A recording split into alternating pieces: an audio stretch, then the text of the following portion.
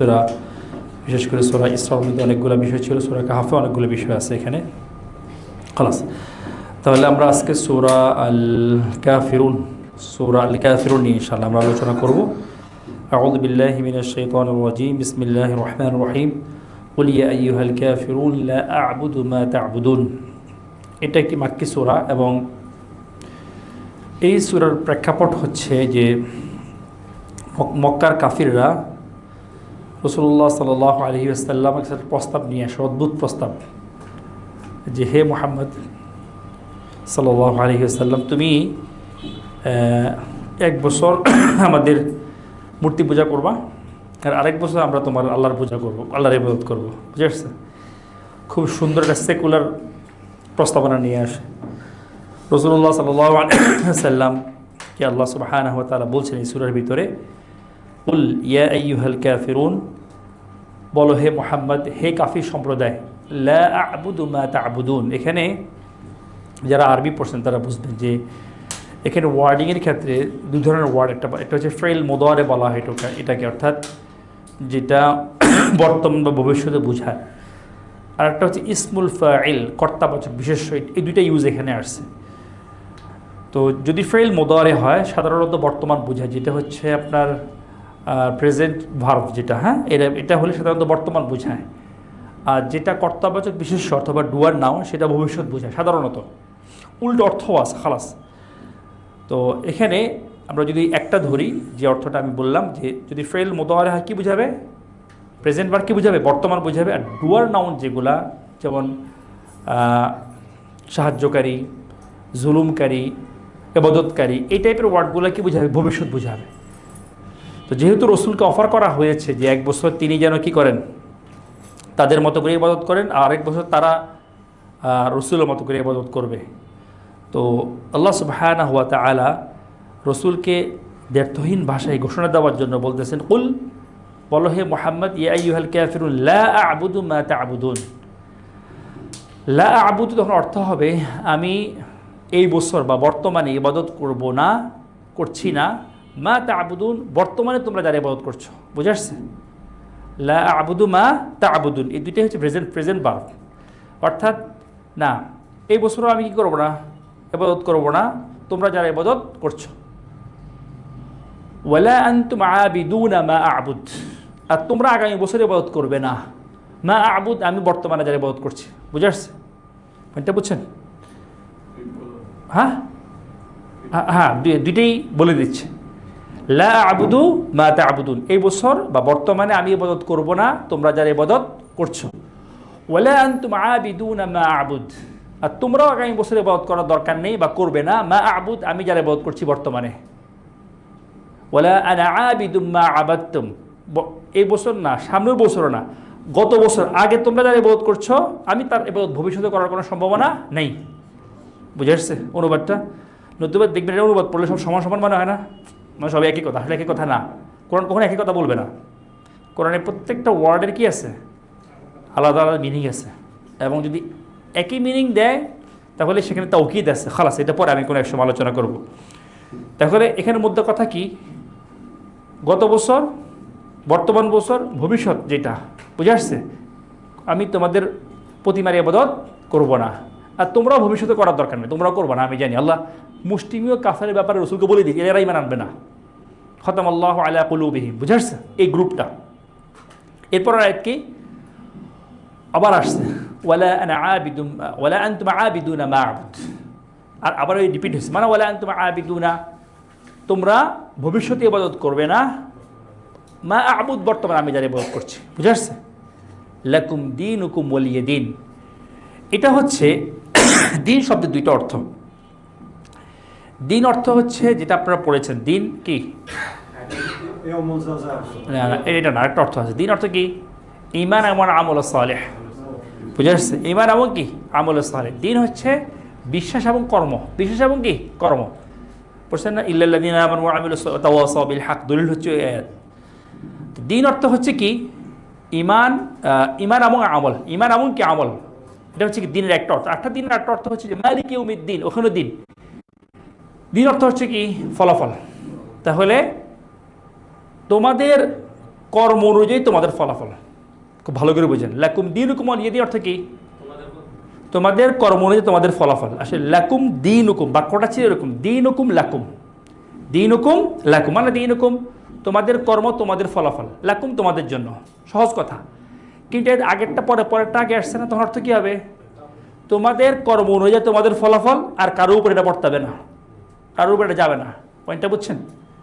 আমাদের এখানে সংসদেও এই যে কোনো একজন প্রধানমন্ত্রী বলেছিলেন যে বুখারী শরীফে আসছে আল্লাহ বলছেন, বুঝে আসছে, লাকুম দীনুকুম ওয়ালিয়া দীন। হ্যাঁ, তো বুখারী শরীফে আসছে আল্লাহ বলছেন, এটা সূরা কাফির, ওটাও জানে না, আবার তাহাজ্জুদ পড়ে, বুঝে আসছে? আল্লাহ হেদায়েত দান করুক, আমিন। তো লাকুম দীনুকুম ওয়ালিয়া দীন অর্থ কি? তোমাদের কর্ম অনুযায়ী তোমাদের ফলাফল, অন্য ব্যক্তি তোমাদের ফলাফল বহন করবে না, আমিও না। ওয়ালিয়া দীনি, ওই বাক্যটা আবার এরকম, দীনি লি, আমার কর্ম অনুযায়ী আমার ফলাফল, এটা তোমাদের উপরে বর্তাবে না, তোমাদের উপরে চাপানো হবে না। বুঝে আসছে? কথা সুন্দর না এবং ফাইনাল কথা না? যেমন কর্ম তেমন ফল, তোমাদের কর্ম যেমন ফলাফলও কি তেমন, এটা অন্য অন্য ব্যক্তির উপরে এই ঘাড়ে এই জিনিস আসবে না। আর আমার কর্ম যেমন আমার ফলাফলও কি তেমন, এটা অন্যের উপরে কি যাবে না, তোমাদের উপরে যাবে না। তোমরা তোমাদেরটা নিয়ে চিন্তা করো, আমি আমারটা নিয়ে চিন্তা করি। বুঝে আসছে? আমাদের এখানে কিন্তু কেউ সেকুলারিজম দলিল দেয় আয়াত দিয়ে, অথচ এই আয়াত থেকে সেকুলারিজম বিরুদ্ধে সবচেয়ে বড় আয়াত, ঠিক না? অনেকে বলে না ধর্ম যার যার উৎসব সবার, দলিল এই আয়াত লাকুম দীনুকুম ওয়ালিয়া দীন বলে কিনা টকশোতে বিভিন্ন জায়গায়। আসলে দেখবেন যে আপনি যদি ডাক্তারের সামনে ডাক্তারি করেন, ডাক্তার কিন্তু রাগ করবে এবং রাগ করা উচিত, ঠিক না? আপনি যদি ইঞ্জিনিয়ারের সামনে ইঞ্জিনিয়ারিং করেন, রাগ করবে না? কিন্তু ধর্ম সবার, মানে ধর্মের ব্যাপারে সবাই ওস্তাদ, এখানে কোনো এক্সপার্ট হওয়া লাগে না। বুঝে আসছে? যেমনি ইচ্ছে এমনি বললেও হয়েছে একটা। হ্যাঁ, আগে ছিল সেই গুগল, এখন সেই চ্যাট জিপিটি। তারপরেও আমি যেটা বলতেছি, একেবারেই কোনো রকম পড়াশোনা ছাড়া এরা আমাদেরকে করেছিল। তাহলে এই সূরাটা আমি আবারও যাচ্ছি, এই সূরাটাকে সূরাতুল ইখলাস বলা হয়। কি বলা হয়? এটার নাম ইখলাস। সূরা কাফিরুন এটার নাম কি? সূরাতুল ইখলাস। আর সূরা ইখলাসের নাম ইখলাস। ইখলাস অর্থ কি? কোনো কিছুকে একনিষ্ঠ করা, একনিষ্ঠ করা কোনো কিছুকে। অর্থাৎ এখানে ইখলাস হচ্ছে কোন দিক থেকে? কুফুর থেকে মুক্ত হওয়ার ইখলাস, লা ইলাহা। এখানে কি? লা ইলাহা, কোনো ইলাহা নেই সত্য। বুঝে আসছে? সূরা কাফিরুন হচ্ছে লা ইলাহা এটুকু, আর সূরা ইখলাস যেটা কুল হুয়াল্লাহু ইল্লাল্লাহ। বুঝে আসছে? কোনো ইলাহা নেই সত্য আল্লাহ ছাড়া। তাহলে এই কালিমা তয়্যিবার প্রথম অংশ এবং শেষ অংশ এই দুই সূরা মিলে হয়, কিন্তু এইটা কালিমা তয়্যিবার ব্যাখ্যা বলতে পারেন। এই দুই সূরা কি? কালিমা তয়্যিবার ব্যাখ্যা। তাহলে এই সূরাটাকে ইখলাস কোন দিক থেকে? শিরিক থেকে মুক্ত হওয়ার ব্যাপারে আন্তরিক হওয়ার দিক থেকে। কোন দিক থেকে? শিরিক এবং কুফর থেকে মুক্ত হওয়ার ব্যাপারে আন্তরিক হওয়ার দিক থেকে এটা সূরা নাকি সূরাতুল ইখলাস। বুঝে আসছে? এই জন্য এই সূরা পুরোটা যদি আপনি দাঁড় করান, দেখেন যদি কেউ অর্থ গ্রহণ করে যে আমি ইবাদত করছি করি না, বা একটা সাধারণ অনুবাদ যেটা আমরা পাই, দেখবেন যে কোনো স্পষ্ট বক্তব্য হয় না। আর শেষে যদি অনুবাদ করা হয়, তোমার ধর্ম তোমার, আমার ধর্ম আমার। বুঝে আসছে? আরও গেছে।